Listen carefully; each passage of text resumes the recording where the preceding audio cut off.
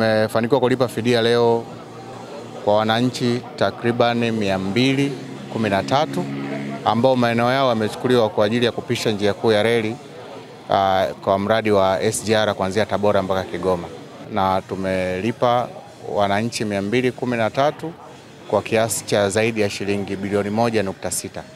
Kwa hiyo napenda kushukuru serikali ya Jamhuri ya Muungano wa Tanzania kwa kuwezesha miradi yetu ya kimkakati na kuwalipa fidia stahiki wananchi ambao maeneo yao wametwaliwa ili waweze kuendeleza shughuli zao za kiuchumi na za kijamii kama walivyokuwa hapo awali.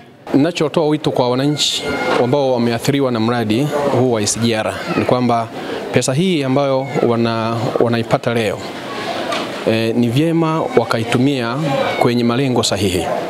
Ni fedha ambao imetokana na upotevu wa mali zao. Kwa hiyo ni vyema fedha hii wanapoipata waitumie kwenye malengo sahihi. Ndiyo niliyoipata nitakwenda kuhamisha kile nilichokuwa nimewekeza hapo Msoma Malagarasi kwa ajili ya kwenda kutafuta eneo lingine na shughuli zangu ziendelee kama kawaida. Na shughuli zangu kubwa ilikuwa ni godown la mpunga kwa ajili ya kuhifadhi mpunga na kukoboa mpunga, hali kadhalika na kufanya ununuzi wa mpunga katika eneo la Malagarasi ambalo liko Msoma. Tunawashukuru wananchi wote wameweza kupokea fidia zao na wameweza kupokea elimu ya matumizi sahihi ya fedha.